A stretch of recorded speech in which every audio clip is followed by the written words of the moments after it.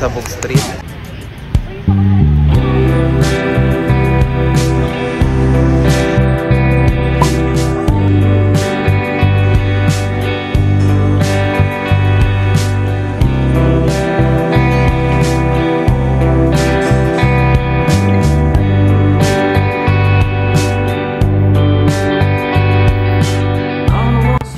Personal experience guys, mag-e-enjoy dito yung mga book lovers or mga bookworms dahil left and right guys. Puro libro yan and lahat ng klaseng libro, mapabata hanggang sa mga matatandang libro guys, andyan lahat.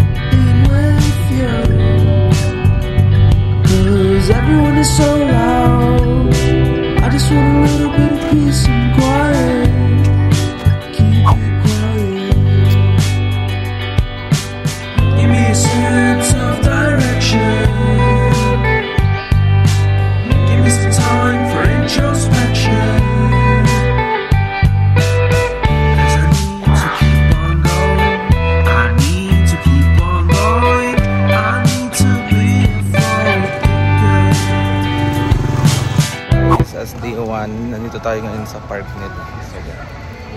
So, picture tayo dito.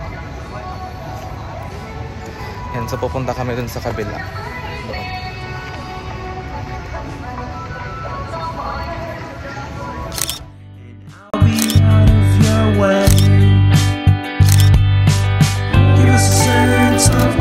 So next destination natin is ito yung trending sa TikTok na place sa Ho Chi Minh.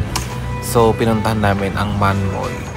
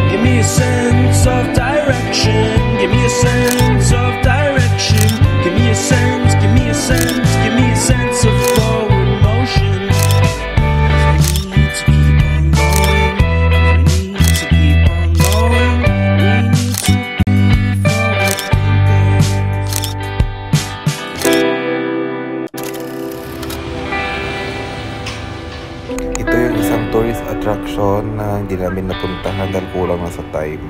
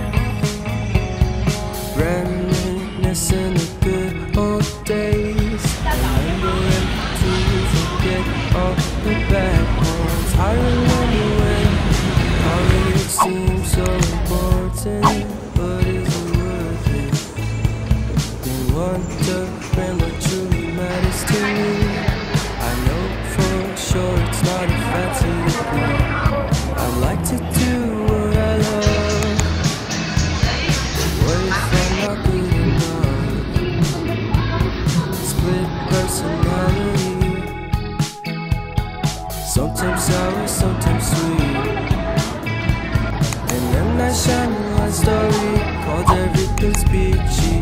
Can we just skip straight to the plot twist, please?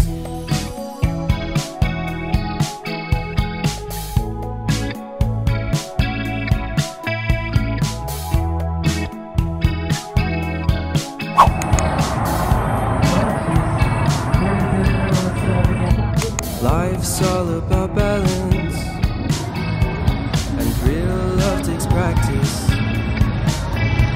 We know accidents happen, but my love's on purpose. So, nandito tayo ngayon sa Bou Vien Walking Street. Ito yung isa sa famous walking street nila dito sa Vietnam, Ho Chi Minh.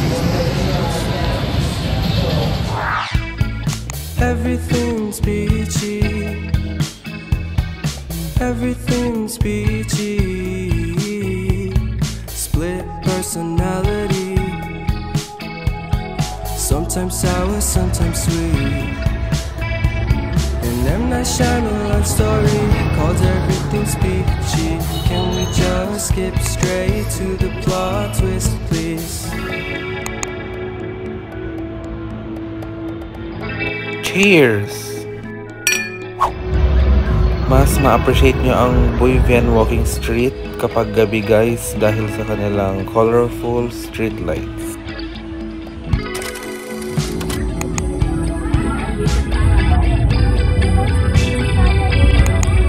So ito na guys yung aming first pho na ina-anticipate dito sa Ho Chi Minh, and nakita namin to sa TikTok na isa sa trending na must try sa kanila. So yan, trinay namin dito guys. Sometimes sour, sometimes sweet.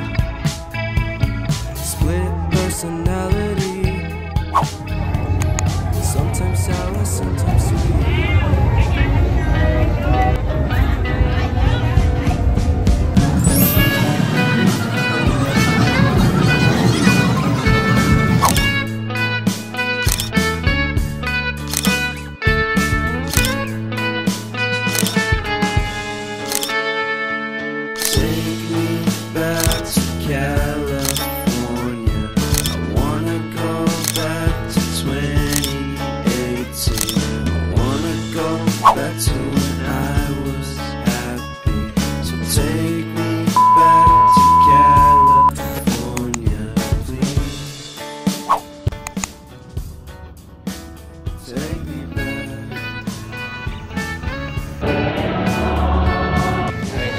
Tayo ngayon sa Oasis Cafe. Mas pungit yung mga natindera dito.